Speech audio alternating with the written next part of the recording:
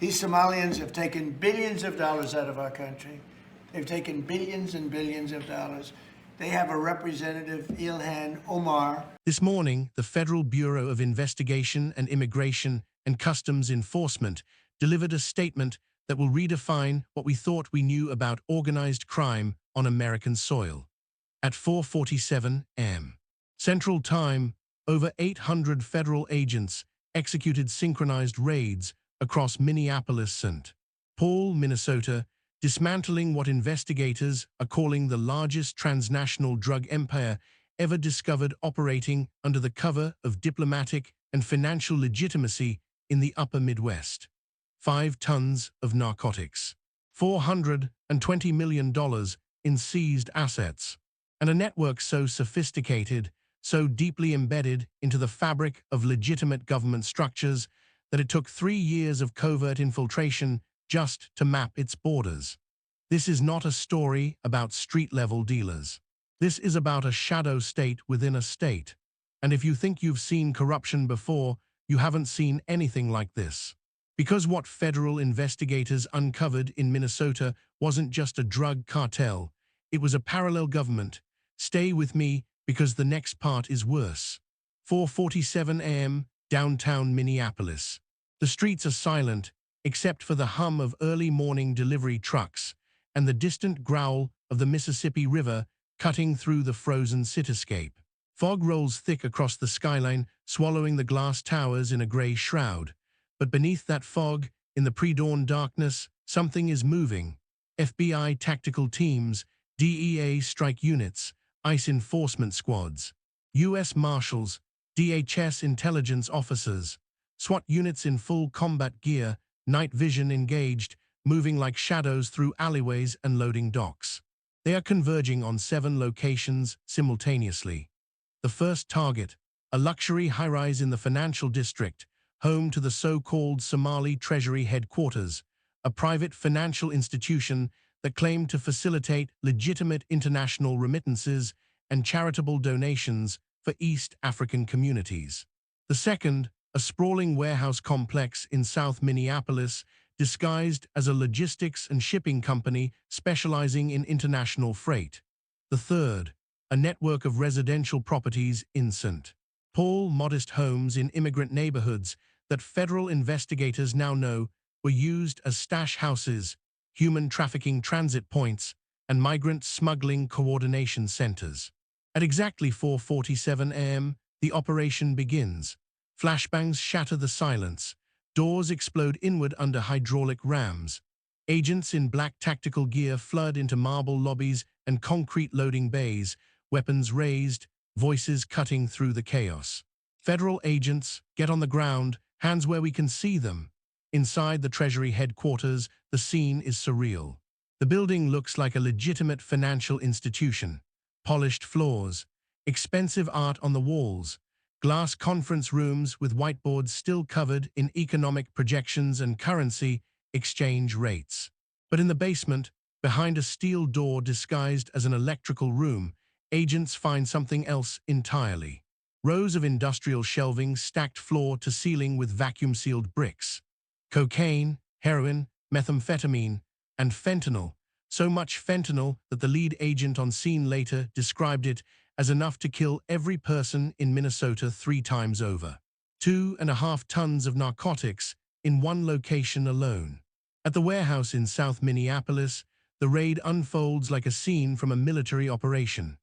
SWAT teams breach from 3 angles simultaneously, cutting off escape routes as suspects scramble toward side exits, clutching duffel bags stuffed with cash and fentanyl pills. Some make it 10 feet, others don't make it past the door. Inside, agents discover a full-scale drug superlab hidden beneath false flooring, complete with industrial pill presses capable of producing over 500,000 fentanyl pills per week, chemical precursors shipped in through fake agricultural supply chains, and packaging equipment designed to mimic legitimate pharmaceutical operations. The fentanyl pills are stamped with logos that look identical to prescription medications. They are indistinguishable from real medicine until tested, and they are lethal. In the stash houses across St. Paul, agents find something even more disturbing. Rooms with mattresses on the floor, chains bolted to walls, and terrified individuals who are being held in conditions that can only be described as modern slavery. Human trafficking victims, migrant smuggling operations, people who were promised safe passage to America and instead became commodities in a criminal empire. ICE agents work quickly to secure the victims, wrapping them in blankets and speaking in low, calm voices as they guide them toward waiting transport vehicles. But it's what agents find in a locked office on the second floor of the Treasury headquarters that changes everything. A steel-reinforced safe, biometrically locked, containing encrypted hard drives, handwritten ledgers in multiple languages, and a series of diplomatic documents stamped with official seals. One agent pries open a laptop still warm from recent use. On the screen, a network diagram, hundreds of nodes, shell companies, offshore accounts, encrypted communication channels, financial routes spanning 3 continents, and at the center of it all, one name.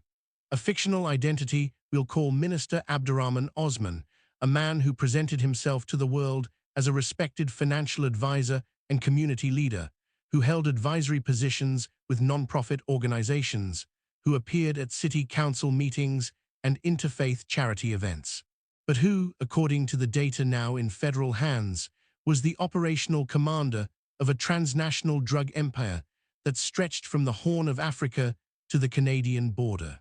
An agent looks up from the screen and speaks into his radio. "We need cyber forensics. Now, this is bigger than we thought." 7:15 a.m., FBI Field Office, Minneapolis. A secure operations room deep inside the building, walls covered in digital displays showing maps, financial flow charts, and intercepted communications.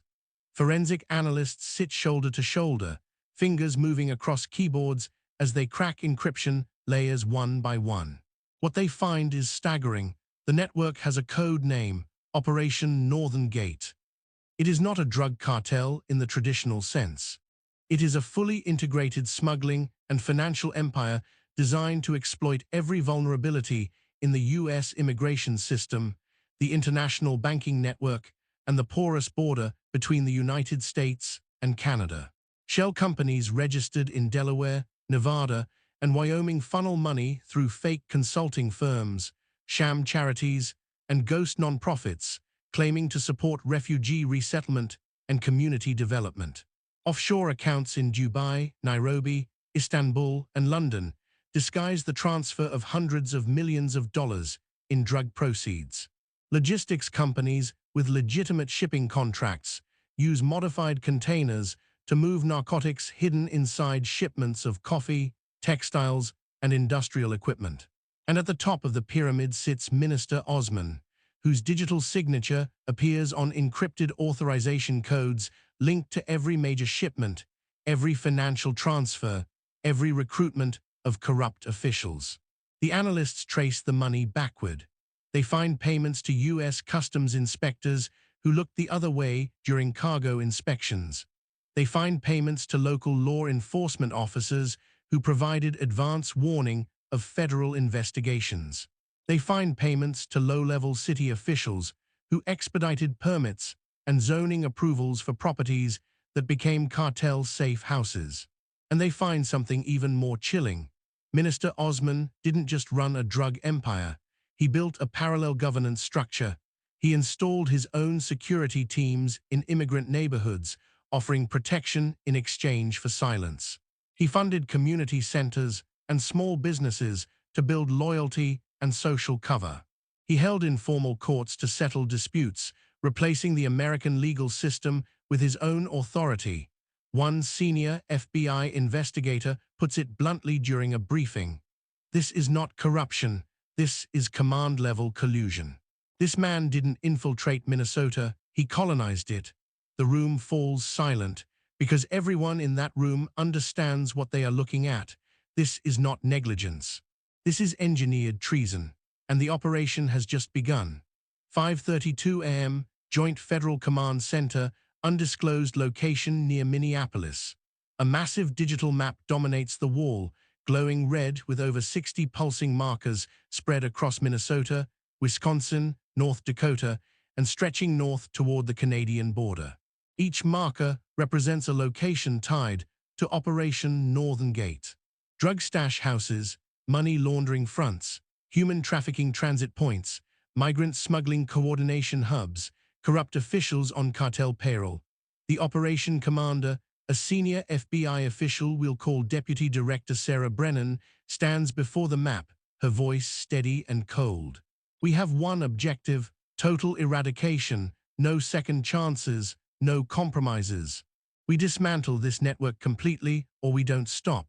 Over 1,000 federal agents are mobilized, FBI tactical units, DEA enforcement squads, ICE special operations teams, U.S. Marshals, DHS Border Security, Minnesota State Police, SWAT units from 6 counties. Black Hawk helicopters lift off from staging areas, rotors thundering as they bank toward target zones. Armored vehicles roll through empty streets, carrying breach teams and intelligence officers. And at the northern edge of the operation, near the Canadian border, U.S. Border Patrol coordinates with Canadian law enforcement to shut down smuggling corridors that have been operating undetected for years. The raids begin at dawn. In Bloomington, agents storm a luxury mansion disguised as a private residence, but functioning as a high-level cartel command center, seizing encrypted servers, weapons caches, and over $12 million in cash hidden inside custom-built wall compartments. In Rochester, a fake medical supply company is revealed to be a front for methamphetamine distribution, with agents discovering over 800 pounds of meth packaged in boxes labeled as hospital equipment. In Duluth, a shipping warehouse near the port is raided, uncovering a hidden compartment system in cargo containers used to smuggle cocaine and heroin from international freighters into the domestic supply chain. Near the Canadian border, agents intercept a convoy of modified SUVs attempting to cross through unmonitored logging roads, finding 200 kilograms of fentanyl pills and 17 undocumented individuals being smuggled into the country as part of a human trafficking operation. In Santa Cloud, a network of residential properties is raided simultaneously, with agents rescuing over 40 victims of labor trafficking and sexual exploitation, many of whom had been held for months under threat of violence. The scale is overwhelming. By mid-morning, federal agents have seized over 5 tons of narcotics, including cocaine, heroin, methamphetamine, and more than 2.1 million fentanyl pills. They have confiscated over $420 million in cash, financial instruments, and frozen assets. They have arrested 73 individuals, including cartel operatives, corrupt officials, and compromised law enforcement officers. And they have shut down a criminal empire that was generating an estimated $600 million per year in illicit revenue. One federal agent, exhausted and covered in dust after breaching a fortified warehouse, radios back to command. The underworld just took more damage in 6 hours than it has in the last 6 years.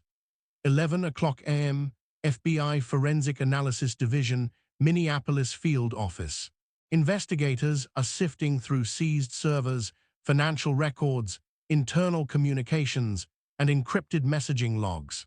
What they uncover is a betrayal so deep it shakes the foundation of trust in the institutions designed to protect the public.